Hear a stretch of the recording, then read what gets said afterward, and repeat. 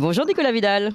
Bonjour Clémence, comment allez-vous? Très bien, merci. Je rappelle que vous êtes fondateur de Putsch Média et vous souhaitez aujourd'hui revenir sur Emmanuel Macron. Emmanuel Macron qui a présenté en col roulé, beau col roulé gris, dans une Oui. vidéo YouTube, une nouvelle méthode, dit-il, c'est le titre de sa vidéo YouTube, une méthode où les citoyens seraient associés aux décisions, grande première, une méthode pour changer les choses ensemble. Je vous propose d'écouter un extrait. Ce que je vous propose aujourd'hui, c'est de pouvoir changer les choses ensemble. J'ai besoin que vous puissiez aussi prendre part au travail du Conseil national de la refondation. Et donc avec vous qui portez des idées de changement, qui imaginez des projets pour nos territoires, qui avez des idées très concrètes, de pouvoir nous en faire part en les mettant en commun sur conseil-refondation.fr. Rendez-vous dès maintenant sur cette plateforme, choisissez les sujets qui vous tiennent à cœur, l'écologie, l'école, la santé, la démographie, le vieillissement, le travail, et participez-y pour contribuer à ce travail justement de conception, pour apporter vos contributions plus personnelles, plus approfondies, pour lever aussi de nouvelles questions, mais nous aider à bâtir, dans le cadre de ce Conseil national de la refondation, thématique par thématique, les projets, les travaux, nous inspirer d'expériences locales, le faire en direct et en toute transparence, pour nous dire où sont vos réflexions, quelles sont vos contributions, quels sont les premiers changements, les premières innovations, et nous faire partager les choses pour que nous puissions avancer sur ces grands sujets. Ben voilà, mais que de nouveautés nous annonce ici un Emmanuel Macron en col roulé. Il annonce un nouveau site, le site conseil-refondation.fr, sur lequel les Français sont invités à partager leurs idées. Là, je suis sûr que vous êtes ébloui, Nicolas Vidal. Ah ouais, il est pétillant, il est pétardant, Emmanuel Macron. Franchement, on dirait une pub pour le Téléthon démocratique, quoi. C'est formidable, il y a un site à la fin, c'est génial. C'est absolument dingue. Mais ouais, donc je pense que c'est extrêmement intéressant ce que Emmanuel Macron fait hier, parce que il nous a fait sa petite vidéo, c'est tombé comme ça, dans la matinée, voilà, il nous a fait une petite vidéo en col roulé Damar. Bon, non, Damar, ça va être fermé, ils ont licencié déjà, c'est pas Damar, donc c'est pas Damar. Donc on se retrouve. Alors, moi, ce que j'ai aimé, Clément, c'est que on est vraiment sous la chantilly lexicale à base de la lettre C. Commun, concret, collectif, concertation, changement. C'est absolument génial. Je n'avais pas remarqué, bravo. Ah ben oui, mais vous savez, à un moment donné... Peut-être qu'il a ouvert le dictionnaire, cette page-là, il s'est dit aujourd'hui on fait la lettre C. Bah, bien sûr, vous savez, Macron, c'est entre le trier de poursuite et le kéno quand il parle. Donc, concrètement, on essaye de suivre. Donc, ça m'a vraiment frappé. Bien entendu, donc, la méthode nouvelle, les amis, ça fait 3 fois qu'il nous la resserre, sa moussaka politique. La dernière fois, c'est quand? La dernière fois, c'est qu'elle a été élue. Oui. Voilà, il y a eu le grand débat. Mais rappelez-vous, mai 2022, il nous ressort la même chose. Une nouvelle mode de gouvernance, une nouvelle politique, une nouvelle méthode. Il nous a ressorti absolument la même chose. Donc, on continue. Donc, il nous dit quoi? Belle évolution démocratique. Ah ben c'est sûr, ça a bougé. Casse du code du travail, l'assurance chômage, la réforme des retraites à venir, l'état d'urgence, j'en parle même pas. Ça, c'est extrêmement intéressant. Et vous l'avez dit, le grand débat. Donc, notre cher Emmanuel Macron, il s'accroche comme un oripeau à ce grand débat. Il pense, le petit père des peuples, finalement, avoir fait avancer les choses. Je rappelle que en termes de concertation populaire, les gilets jaunes, ça n'avait pas été ça quand même. On a eu quand même une répression absolument dingue. Passons aussi, rappelez-vous sur la réforme des retraites, ça a été l'automne, l'hiver 2019. Si vous n'avez pas le Covid, la répression a été extrêmement intense. Et puis il y a eu la suspension des soignants, on n'en parle même pas. Donc il nous dit la force de l'action publique. Mais ça, c'est magique. Franchement, c'est magique. On dirait du Lamartine. Enfin, la force de l'action publique, elle passe surtout par le LBD, les canons en haut et les grenades lacrymogènes, concrètement. Et ensuite, il continue. Il est allé à la rencontre des Français. Alors ça, c'est dingue parce que je l'ai réécouté ce matin, le discours d'Emmanuel Macron. Mais vous faites du mal. Ah ben à 6h15, devant un café froid sans sucre parce que je me prépare aux pénuries dans quelques jours. Donc oui, bien sûr, il est allé à la rencontre des Français, mais jamais sans mes centaines de CRS. Donc ça, c'est extrêmement intéressant. Et après, on arrive dans le cœur. Dans le cœur, c'est quoi? C'est les citoyens. Il nous dit, les citoyens, vous avez la volonté d'être associés aux décisions de l'État. C'est extrêmement intéressant.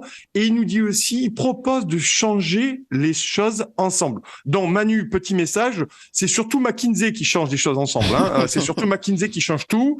Concrètement, à quel moment les citoyens sont engagés sur l'action? Il y a très peu de choses. Si quelques maires et quelques représentants font bien, vous savez, on en a parlé dans l'édito la semaine dernière, de la démocratie représentative, tu y vas, tu t'assois, tu écoutes et rien ne change. C'est ça la réalité. Donc finalement, moi ce que j'aime bien d'Emmanuel Macron, au-delà de la pub pour le Téléthon démocratique, c'est-à-dire qu'en fait il ne comprend rien, il ne veut pas comprendre, Emmanuel Macron, ce que veut dire le mot souveraineté. Grosso modo, c'est pas à lui de nous proposer le parti peuple débat public, c'est pas à lui de nous jeter un os de démocratie comme ça au fond du jardin. La réalité, c'est que le président de la République, c'est à lui, son mandat, c'est de nous protéger et de protéger les intérêts de la France. Concrètement, c'est ça la souveraineté populaire.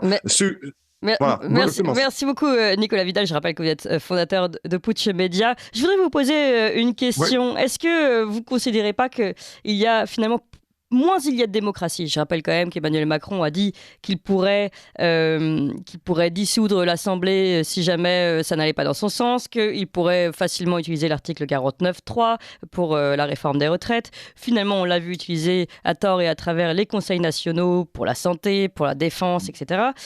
Conseil de défense. Alors finalement, moins il y a de démocratie, plus il y a de promesses d'ouverture aux citoyens. Bien sûr, parce que c'est de la communication. Vous le savez, il n'y a pas de démocratie. Concrètement, il n'y a pas de démocratie parce que déjà, on en a parlé, vous avez Emmanuel Macron, et puis surtout, il y a l'empreinte permanente de la Commission européenne. Mais il faut bien, à un moment donné, dire aux gens, leur donner des gages, leur jeter des œufs. Donc, il y a cette histoire de Conseil national de refondation. Tout ça, c'est une escroquerie, il faut le dire, parce que la vraie refondation, la vraie prise de position des Français, on le sait tous ici. Qu'est-ce que c'est? Le point de clivage, la cheville ouvrière de notre système, c'est le référendum, Clémence. Oui. À un moment donné, ça sert à rien de faire du Conseil national de refondation. Ça a été un bide. Faut-il encore le rappeler? Il y avait absolument personne. Oui. Ils ont fait ça au milieu d'un rond central de terrain de rugby à Marcoussis. Il y avait absolument personne. C'était il y a un mois.